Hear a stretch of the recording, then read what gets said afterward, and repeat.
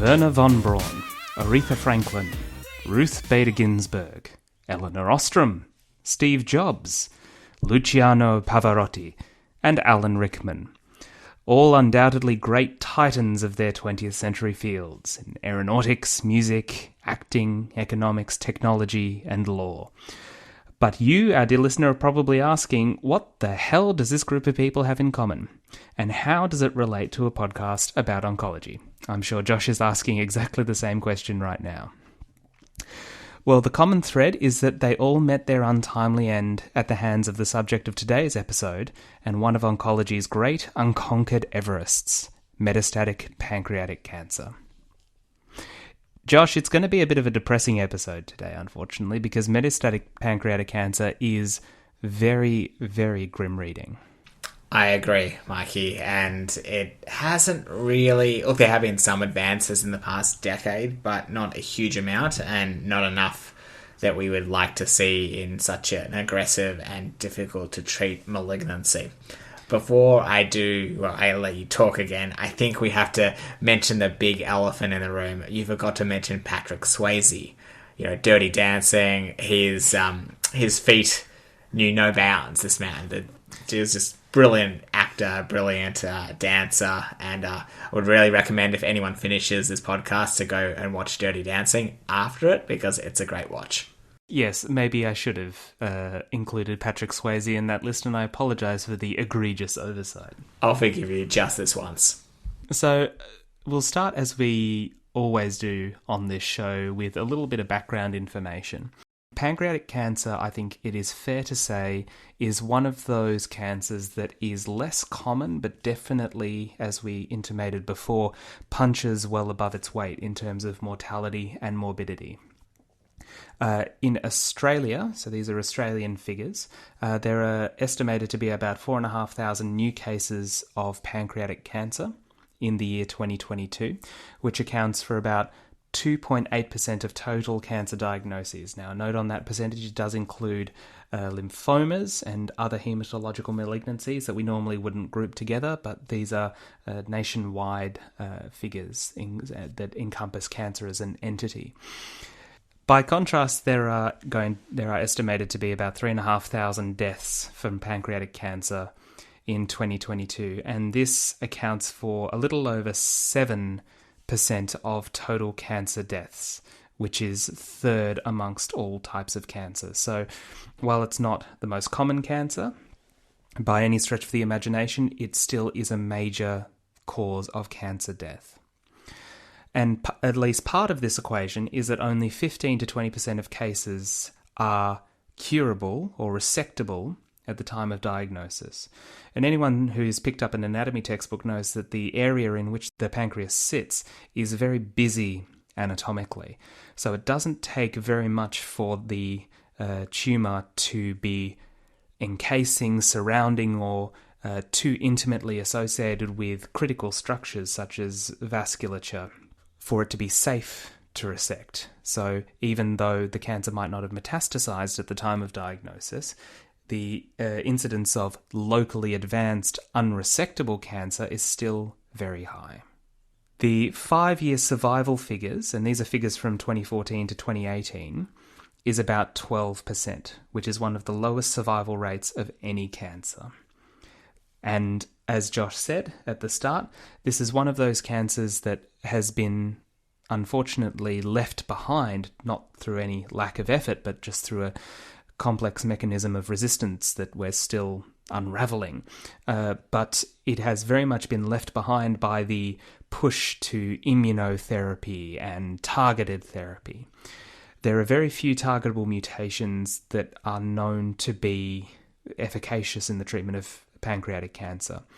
The most important one is probably BRCA, and we won't go into it today, but there was a trial, the POLO trial of olaparib in metastatic pancreatic cancer that did show a benefit, but this is a very small percentage of patients.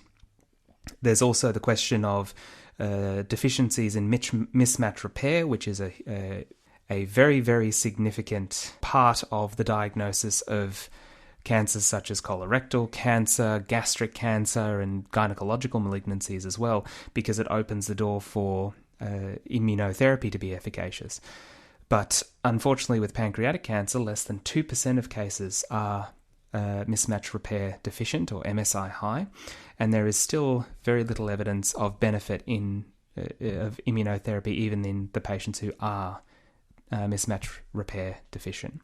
So the cupboard is very empty, Josh, and what we're going to talk about today, the two articles we're going to talk about today, really represent the two best treatments, but it really is the best of a bad lot.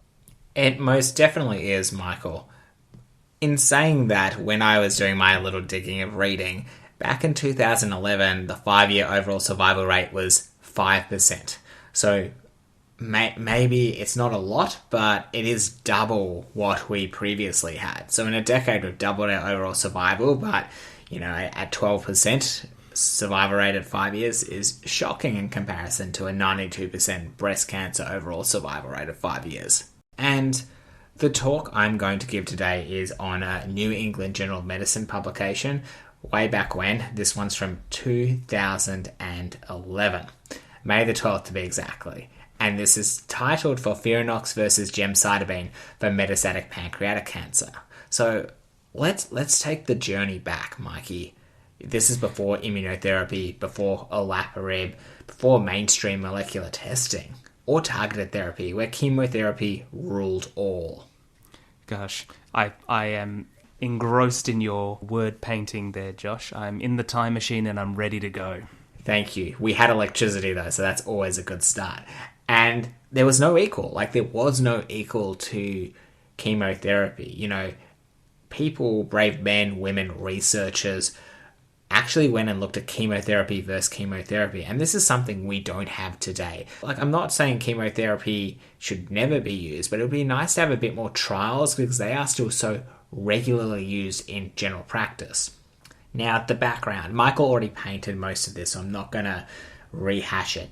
But when you look at 2011, the standard of care in advanced or metastatic pancreatic cancer was single-agent gemcitabine. This has been previously compared to fluorouracil, another very common chemotherapy used with colorectal cancer, multiple other malignancies. And the overall survival was 5.6 months versus 4.4 months, which is still shocking, right, Mikey? It's awful, Josh, and it goes to show, we talk about how bare the cupboard, the metaphorical cupboard is, or the weapons rack is with pancreatic cancer now. It's always worth remembering that it was worse. Yes, there were no magic potions to be seen. Was that an Alan Rickman reference? No, it probably was, but it wasn't intentional. Couldn't turn to page 394 or whatever it was. This is pretty much it's the master of the dark arts, right? That's what pancreatic cancer is. Yeah, but there was no defense against the dark arts beyond just throwing ice cream at it. It didn't really work. No, it did not. Going back to the talk. So FOLFIRINOX, it's a combination chemotherapy including oxaliplatin, irinotecan, fluorouracil.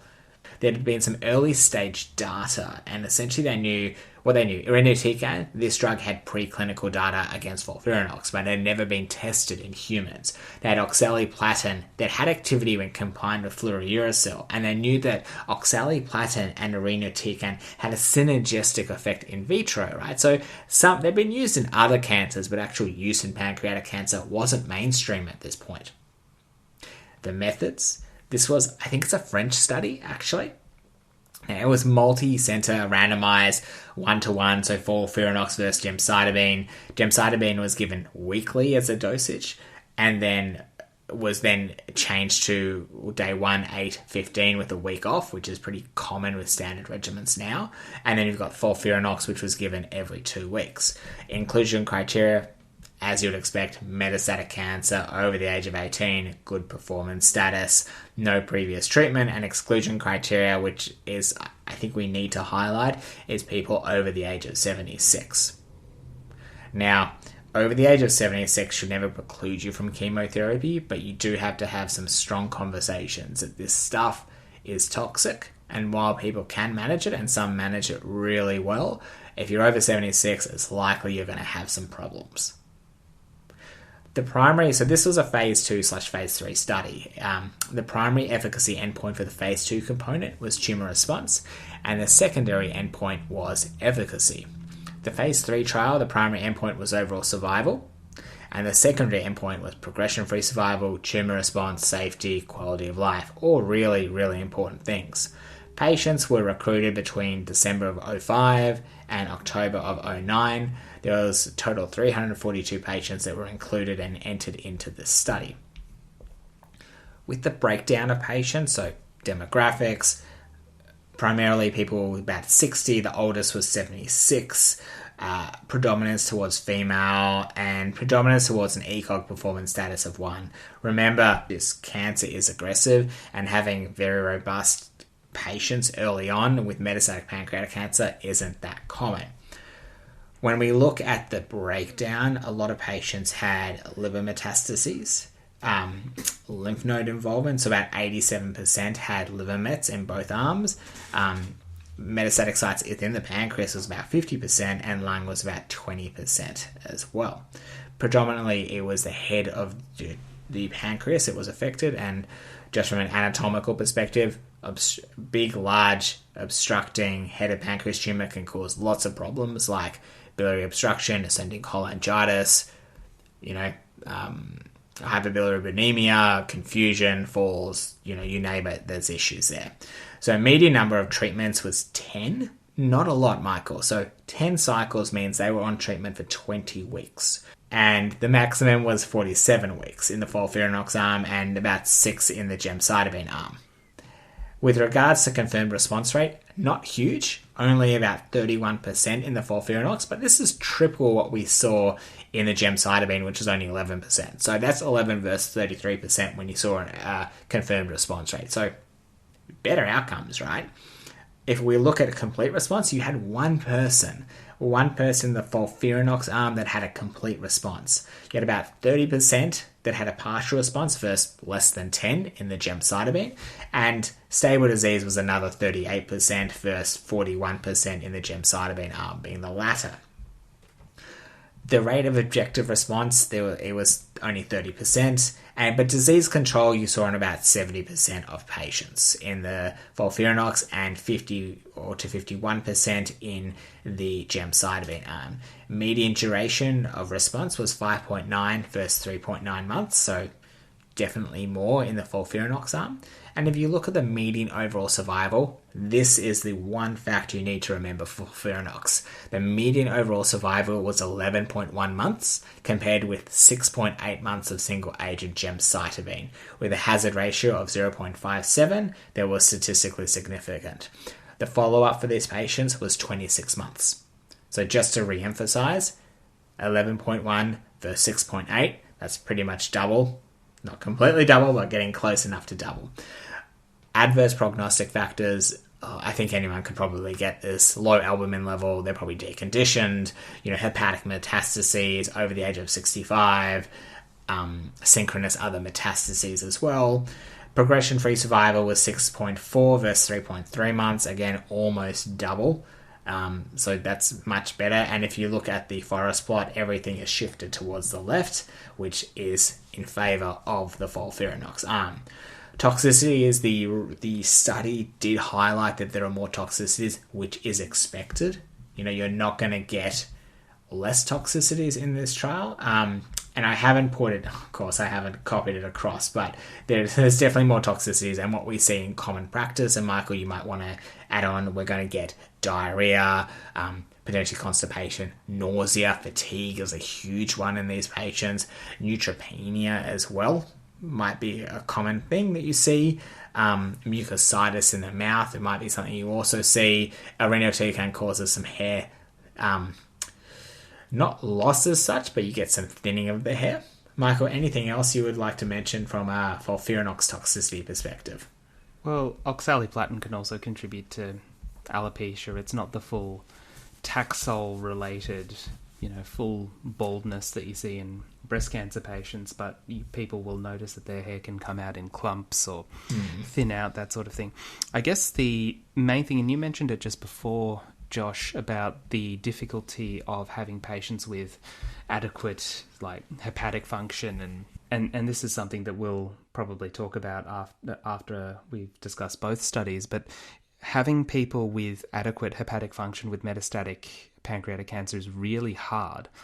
And for your study with the irinotecan, and for the study that I'm going to talk about with the nab-paclitaxel, it is very, very important to monitor the LFTs very closely, because you can get significant toxicity with even slight derangements in the LFT, which is part of the natural history of pancreatic cancer. So that is, in terms of toxicity, that is something that our listeners should take note of, as I'm sure many of them already know, because it's one of the most difficult balancing acts, in my experience at least, of treating pancreatic cancer, is that balance between a biochemical derangement that is almost certainly going to be part of the disease, and then balancing that with giving a treatment that is going to be made worse by the derangement of the liver function. So you just end up in this perpetual cycle of minimizing toxicity but trying not to can treatment entirely. That's it. It's in this setting, it is all about quality of life. And speaking of quality of life, they did some surveys and there was no significant difference between single agent gemcitabine versus multi-agent FOLFIRINOX. So which is good, and it's probably better now, because this was one of the first, at least to my knowledge, one of the first instances in which a triplet agent with 5-FU, irinotecan, and a platinum was used in the metastatic setting, and we've gotten a lot better at managing toxicities because we have more clinical experience, because we're using it more in the decade or so since this was published. So it's good that even at the outset there was no significant quality of life differences. Well, that's it, right? And that's what it always comes down to, because as I highlighted, overall survival with this, which is one of the strongest chemotherapies we have, is 11 months. Mikey, did you have any questions about this study? Just for the purposes of comparison, really, what did you say the median overall survival of the control group was? I think it was 6.3 months. But if I have a look, so I do not lie to our listeners, it was 6.8. So it was 11.1 versus 6.8 months. Interesting. Very interesting.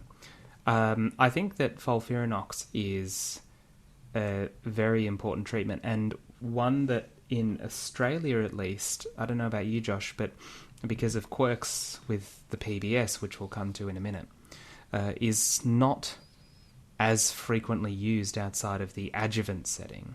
Have you seen a lot of FOLFIRINOX used? Yeah, in the fair metastatic bit. setting? Actually, a fair bit. Have you seen it used in the first line? Yes, generally most of my specialists I would work with, if they are well enough, will get FOLFIRINOX. If they're not well enough, they'll get gem-nab-paclitaxel, or if we're really worried or we're having the conversations, they'll get single agent gemcitabine. That's interesting, and not to dangle a carrot in front of our listeners, but the reason for my line of questioning will become relevant in a moment. I'm looking forward to it. So I'll get onto my study now, Josh, because FOLFIRINOX is one side of the coin. As you mentioned very briefly just before, it's one of the main options when you're confronted with a patient who has newly diagnosed locally advanced or metastatic pancreatic cancer. But there is another side to the coin, another option. It's sort of option 1A, I guess, to FOLFIRINOX's option 1. And as Josh said, depending on the centre that you're at, which treatment you reach for first will vary. But the treatment that is the other side of the coin, the other option, is, as Josh mentioned very briefly, gemcitabine plus nab-paclitaxel, so albumin-bound paclitaxel, which is basically exactly what it says on the tin. It's paclitaxel, which is a very commonly used chemotherapy, bound to a globule of albumin, which is used as a delivery vector that increases the intratumor concentration of the paclitaxel. So the study that I'm going to talk about is the MPACT, that looked at the addition of nab-paclitaxel. And to avoid dating this podcast, I'm going to avoid as much as I can using the brand name, which is Abraxane, because you never know, Josh, this podcast might be dug up by a civilization hundreds of years in the past, and they won't know what Abraxane is, but they'll know what nab-paclitaxel is. Do you mean in the future, Michael, or in the past? I meant in the future. Yeah. One thing you do need to mention with this podcast is nab-paclitaxel is still under patent. Yes, yeah. So it's still commonly called Abraxane, but that's because it is under patent. I actually don't know when the patent is going to expire, but it is still very much commonly called Gemabraxane, because that rolls off the tongue very nicely. This is the reason I was listening to you talk, Michael. I wanted to know exactly when it came off patent so I could use it cheaply, and here we are. And that's not the answer I'm getting. It's not the answer. The short answer is I don't know.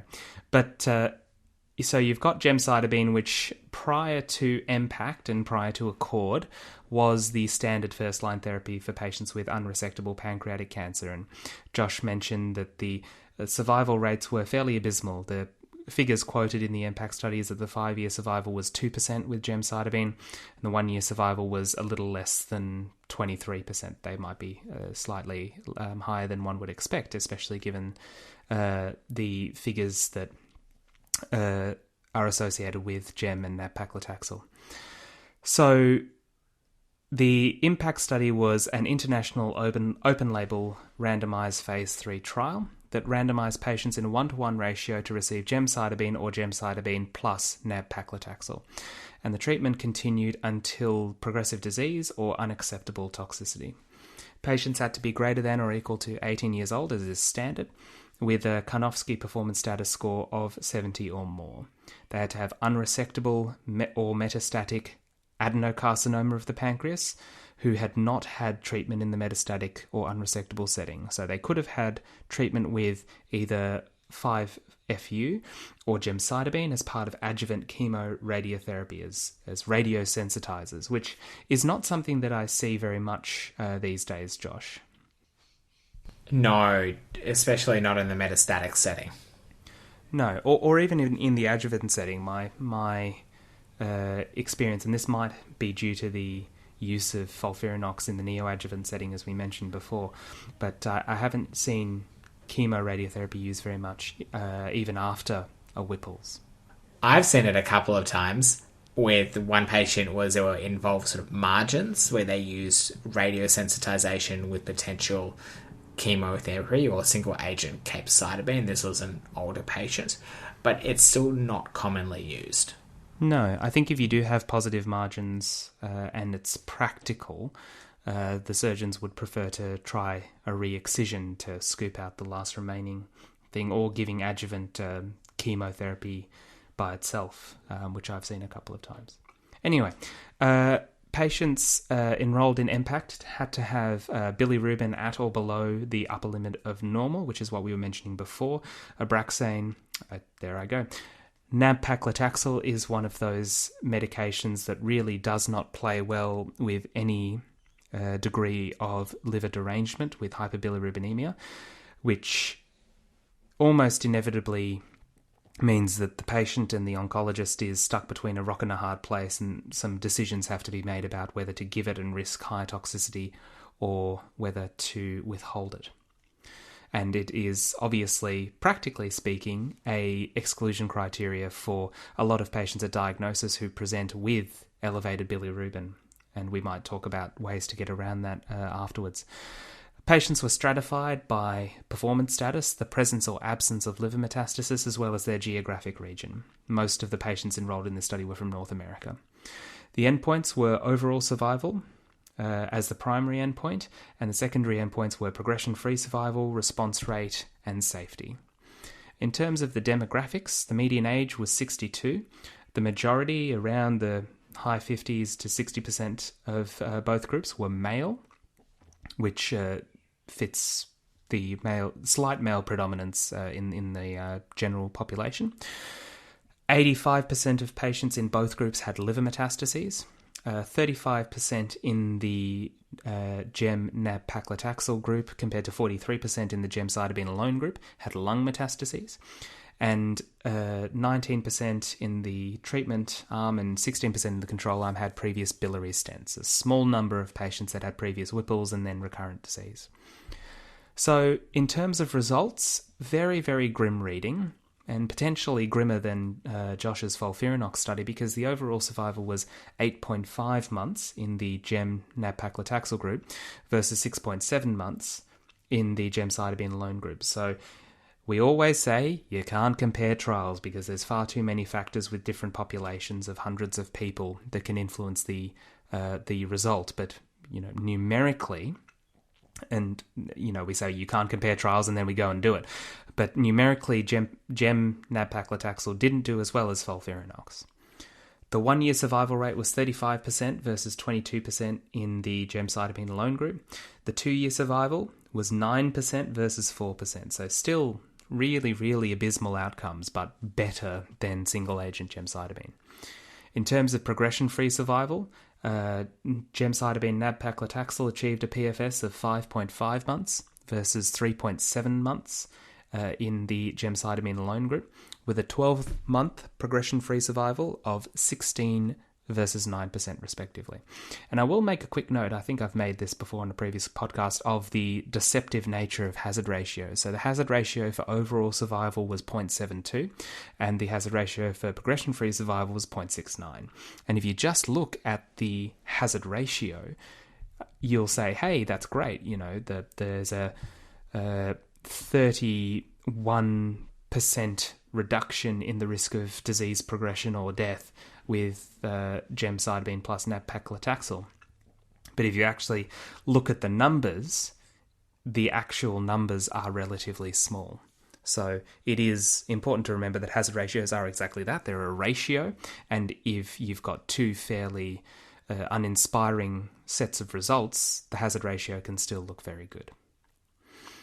In terms of the overall response rate, again, higher in the gem-nab-paclitaxel group, 23 versus 7%, and the disease control rate was 48 versus 33%.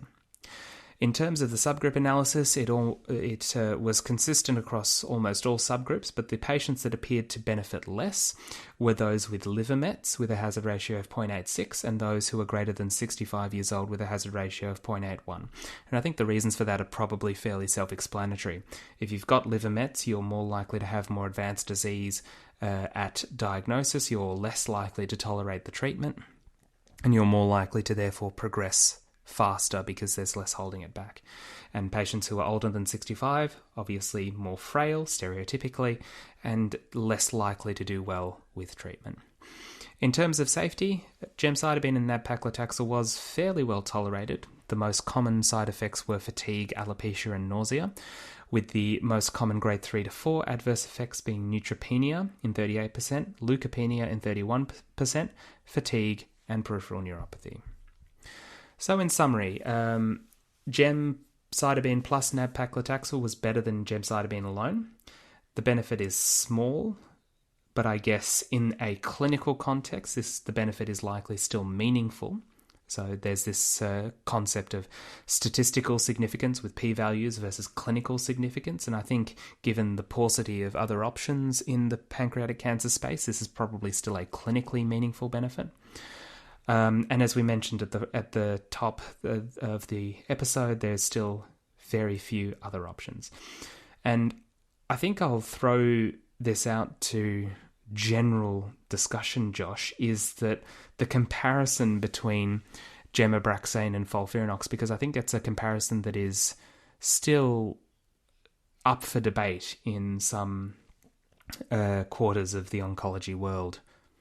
There are some questions that still remain unanswered, and I don't think we're going to see a head-to-head trial until the drug company can no longer singularly benefit from nab-paclitaxel, and that's the first point. The second point is, yes, FOLFIRINOX on paper does do better, but yes, it also has a high toxicity rate.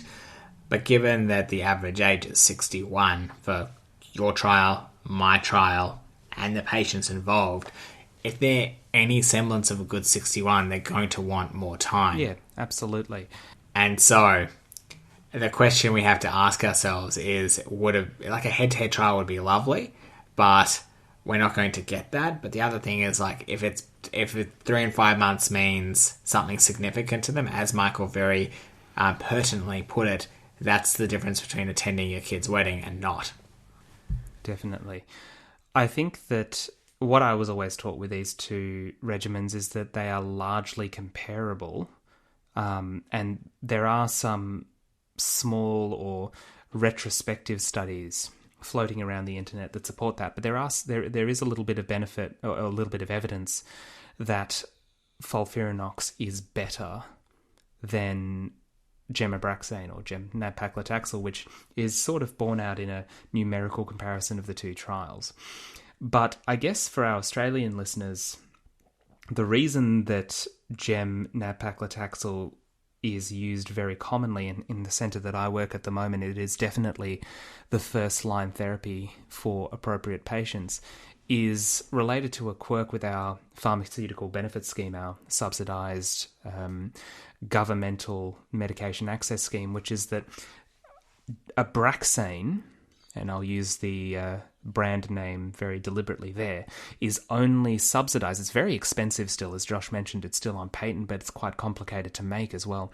But it is only subsidised and only approved for treatment of pancreatic cancer in the first-line setting.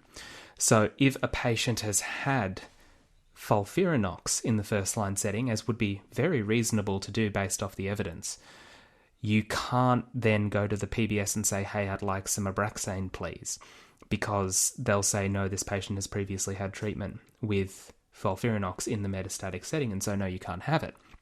So this is, I think, in Australia where the debate comes. Some people will point to the Accord trial and say this is better, and it's fairly well tolerated, although there is some toxicity, but you don't have as much leeriness of derangement in the liver function tests as you do with Abraxane.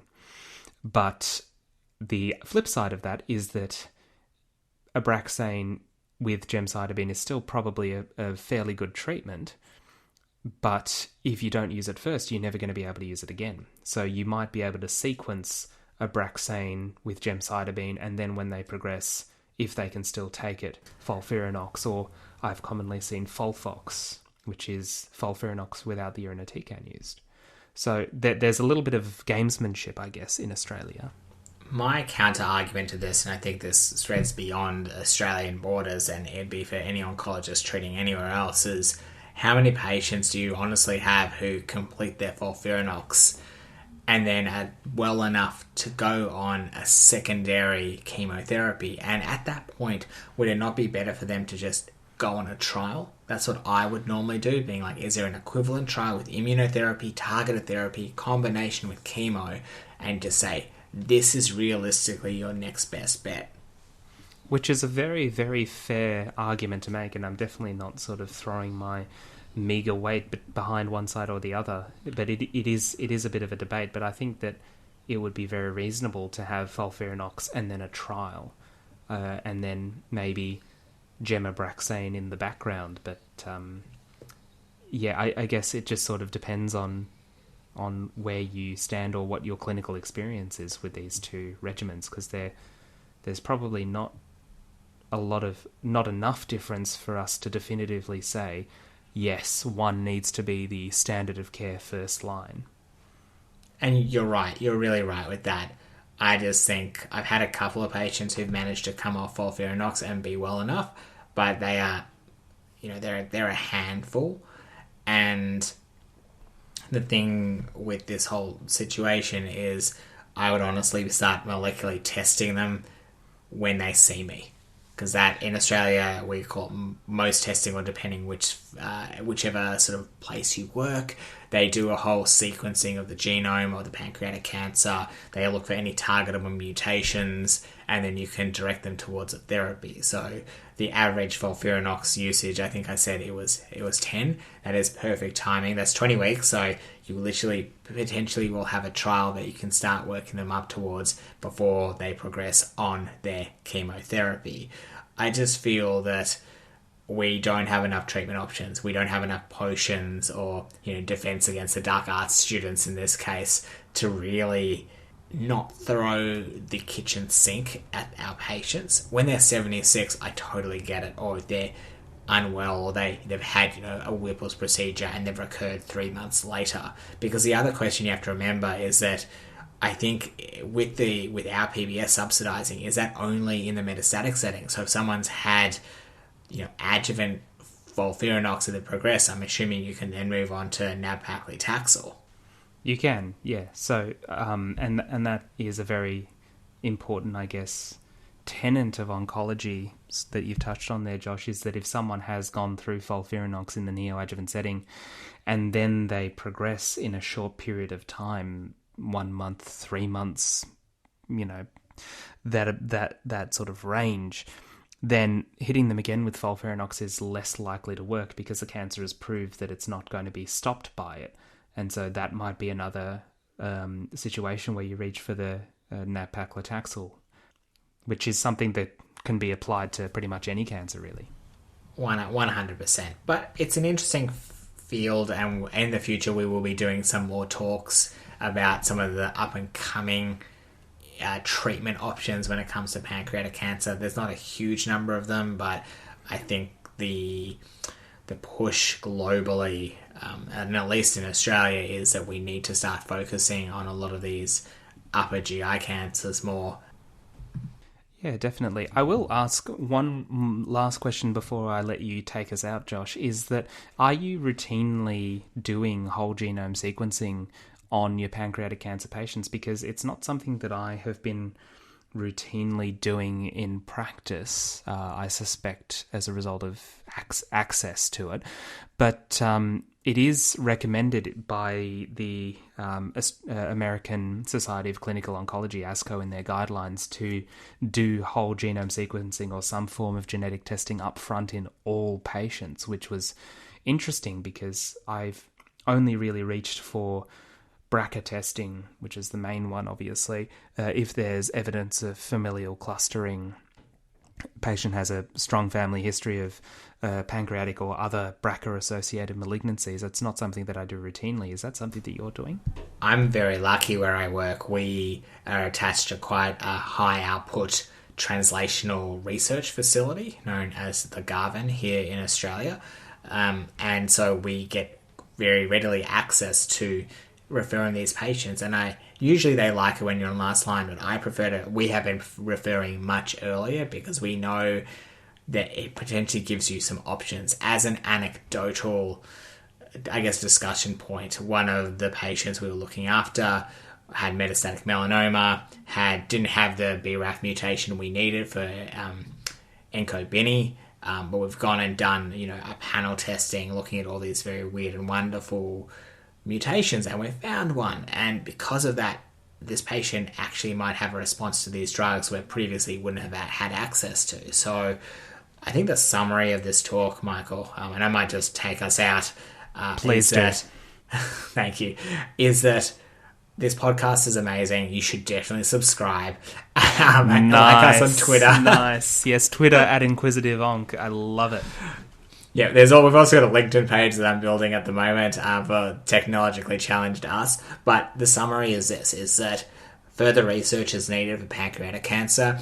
There is some great stuff coming out, so I'm excited for that. But if you have the option to do some form of really significant testing looking for potential markers, I would, especially if they're young and you think they're going to, even if they're not going to do well, it's good to kind of just have that information because you can talk to these people that we might have an option, and if at that point the option is no longer valid because they're too unwell, at least you've thought one step ahead. Because if you get to that point where they progress and then you have to wait another couple of months for the results, and maybe I'm assuming the US probably has much faster throughput of kind of all of this analysis, and we're a little bit slower.